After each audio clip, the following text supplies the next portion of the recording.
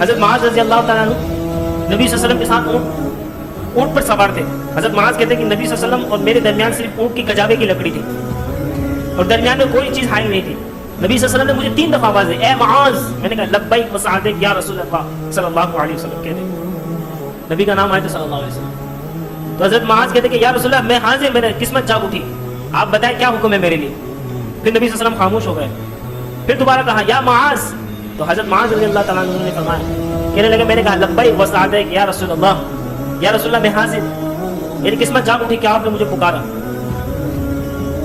پھر تیسری مرتبہ نبی صلی اللہ علیہ وسلم نے پکارا یا معاذ.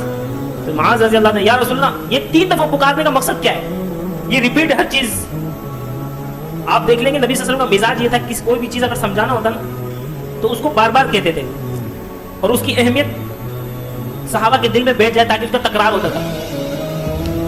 تو 3 دفعہ جب پکارا نا تو حضرت معاذ سمجھ کے کوئی اہم بات ہے.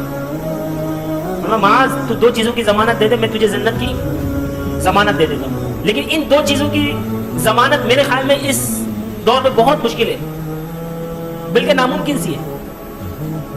کیونکہ نبی صلی اللہ علیہ وسلم کو پتا تھا کہ آنے والے وقتوں میں ان 2 چیزوں سے لوگ بہت زیادہ کوتاہی کریں گے.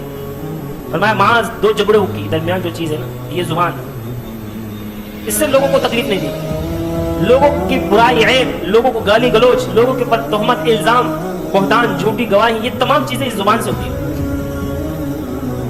اس چیز کی ضمانت دے دے, میں تجھے جنت کی ضمانت دے دوں. یعنی اس کو اپنے قابو میں رکھ لے. اور اس کو قابو میں رکھنے کے لیے اللہ نے 32 تالے دے دیے.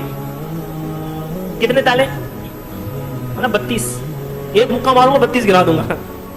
تو اللہ نے 32 تالے دیے. لیکن انسان جب رب کی نافرمانی پہ اتر آتا ہے تو پھر یہ 32 تالے کو توڑ کر جرات کرتا ہے. پھر فرمایا معاذ, دونوں رانوں کے درمیان جو چیز ہے, شرمگاہ جس کو کہتے ہیں, اس کی ضمانت دے دو, میں تمہیں جنت کی ضمانت دیتا ہوں. ایک زبان کی اور ایک شرمگاہ کی. آج ان 2 چیزوں کی مارکیٹ میں شارٹ ہے.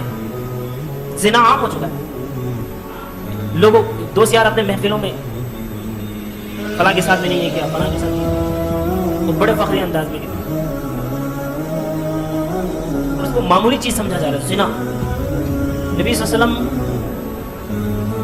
نے فرمایا جو شخص زنا کرتا ہے اس کے دل میں ایمان رہتا ہی نہیں ہے, وہ مومن ہی نہیں رہتا. اس کے دل سے اللہ پاک ایمان کو سلب کر لیتے ہیں. یعنی اس وقت وہ ایمان کی حالت میں نہیں ہوتا جب وہ زنا کر رہا ہوتا ہے. اب بتائیں کہ اس معاشرے میں زنا کم ہے یا زیادہ ہے؟ وہ ایک بندے سے زنا ہو گیا, وہ اللہ کا نیک بندہ تھا, انسان تھا, خطا ہو گیا. دیکھیں ایک بندہ زنا کرتا ہے, گناہ کرتا ہے, اور اس کو ندامت